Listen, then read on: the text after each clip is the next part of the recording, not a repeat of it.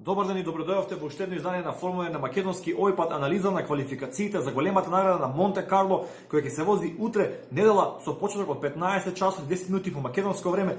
Одличен резултат на Мерцедес, уште еден-два резултат на квалификации, 62 во нивната тимска историја, се изедначуваат со тимовите како Ферари, Вилијамс, Мекларен. Овој пат Луис Хамилтон на пол позиција, Валтери Боташ втор, кој беше поголем дел од квалификациите на прво место, меѓутоа Луис Хамилтон како секогаш со одличен круг во Q3, во второто негово излагање во Q3, одличен втор сектор, одличен трек сектор за најдобро време, нов рекорд на патеката, секоја чест Луис Хамилтон, секоја чест Валтери, секоја чест Мерцедес, во чест на Ники Лауда, 1-2 за големата награда на Монте Карло, односно за квалификациите пред утрешната трка. Рачарување на денот дефинитивно Чарлс Леклерк и Ферари.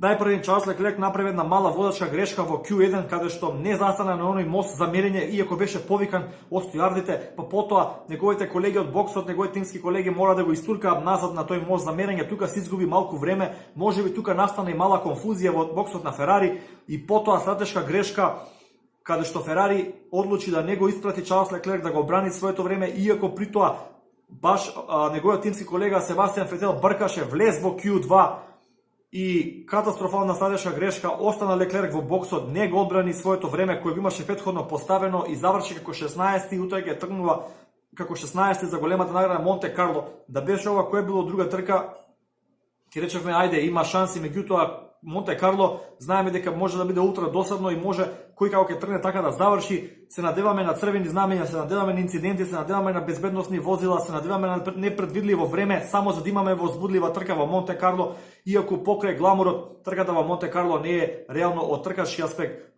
прилично возбудлива. Знае да биде прилично монотона. Понатаму Q2 испадна Giovinazzi, Реконен, двата болида на Алфа Ромео. Мислам дека за нив прилично слаб викенд.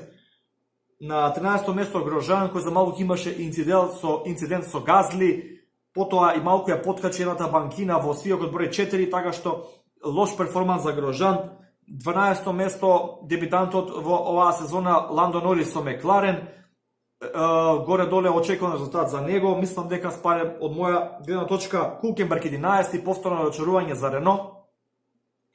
Понатаму идеме 10-то место Албон, браво за Торо Росо.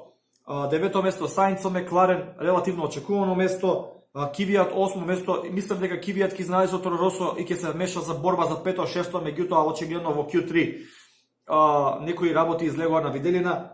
7-то место Рикјардо со Рено, браво. Ланскиот пол позиционер годинава 7-то место и гледате постави време поспоро него ланската пол позиција на Red Bull, така што Рено како тим се уште во аспект на шасијата се уште заостанува зад ланскиот Red Bull, а камо не годинашниот. 6-то место Магнусен, одличен резултат, браво. Едниот Хас високо позициониран, очекувам Магнусен е многу пргав возач, очекувам утре добра борба од него и добар старт. Па идеме Гасли 5-то место, Фетел рачарување повторно 4-то. Во последниот обид го поткачи болидот онаму кај базенот и дефинитивно не можеше да го подобри своето време, така што мислам дека одигра безбедно и го донесе болидот во бокс. Макс Верстапен утре, он исто знаеме дека секогаш ни нуди доста возбуда, одличен резултат, уште еден, по кој знае кој пат трета позиција за Макс Верстапен со Red Bull Honda, браво. И како што напомена Валтери Боташ втор и уште една во многуте пол позиции за Луис Хамилтон. Повторувам, утре трката е од 15 часот и 10 минути по македонско време. Прикучете се. Јас искрено се надевам на многу инциденти, на црвени знамења, на безбедносни возила, за да може да гледаме на интересна трка. Инаку Монако знае да биде еден воз кој како тргне така заврши, така што држате палци, стискате палци утре да имаме возбудлива трка и се гледаме за анализа на трката негде околу 17 часот утре во недела. Поздрав!